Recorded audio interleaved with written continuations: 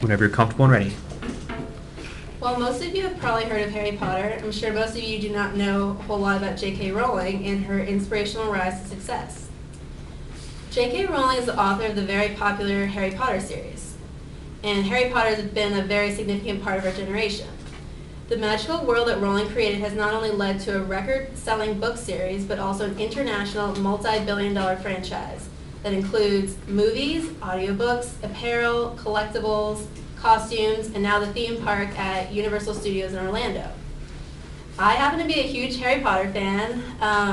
Some might call me a Harry Potter nerd. I've read all the books, seen all the movies, I own all of them. I even have one of the computer games, and I own all the soundtracks. So today I'd like to share with you the story of J.K. Rowling's difficult background, her success, and her inspiration to us all. I'm sure a lot of you have heard the brief rags to riches story of J.K. Rowling. There have been different rumors about how she started the Harry Potter. Like, people have heard that she wrote it on napkins, and it was like in a coffee shop. She was homeless at the time, but after doing thorough research, I found out that she started out on a train to London. She didn't have a pen. She was too shy to ask for one, and so she just sat there for 4 hours and just came up with all these ideas in her head. She didn't write any of this down at the time.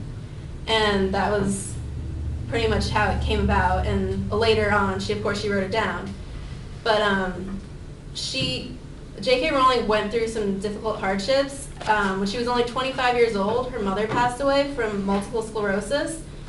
And she wanted to get away at the time, so she moved to Portugal, where she married and gave birth to a daughter.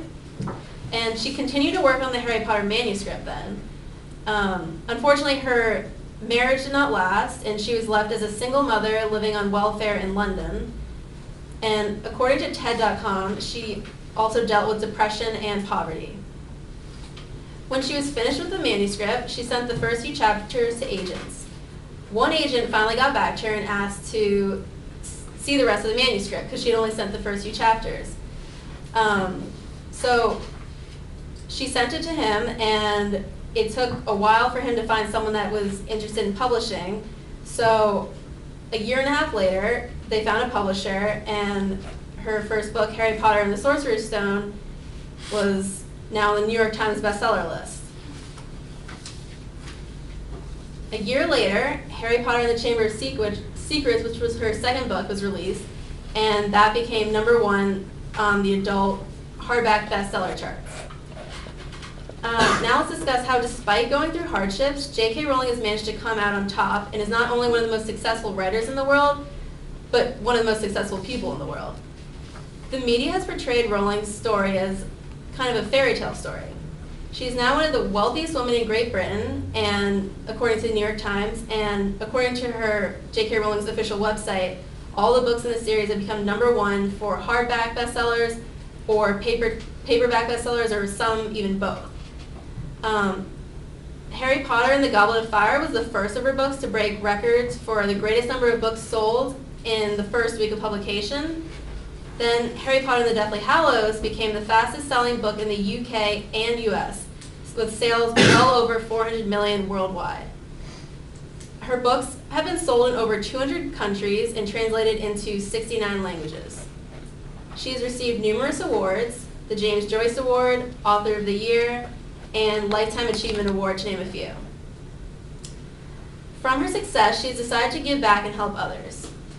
Since she's made quite the fortune, she has helped many different charities for poverty, multiple sclerosis, and many others.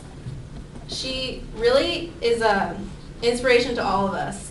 I watched the Harvard commencement speech that she gave in 2008. It was on TED.com, and through that I was better able to understand her story and how inspiring she is.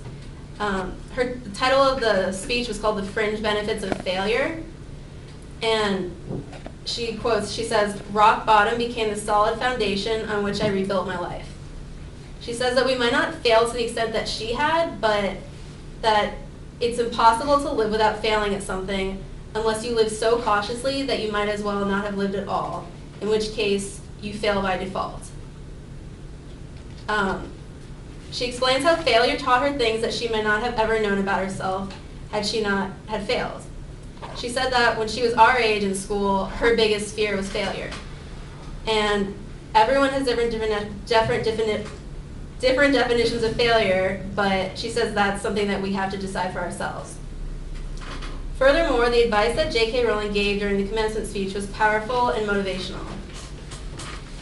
As we conclude today, I hope after hearing my speech you have learned more about J.K. Rowling's great struggles and amazing perseverance, and how she really is an inspiration to anyone with the will to achieve and do something great. Sharing her story, J.K. Rowling's hardships and her unrivaled success, she really is an inspiration to each and every one of us. I would like to end with a quote from J.K. Rowling's Harvard commencement speech. "We do not need magic to transform our world. We carry all the power we need inside of ourselves already. We have the power to imagine better." And this quote I just thought was really powerful and inspiring. Her lifestyle encompasses the message behind this quote. And in her speech, she talks about not only fear, but how important it is to imagine, dream, and believe in yourself. And I think this quote just about summed it up perfectly.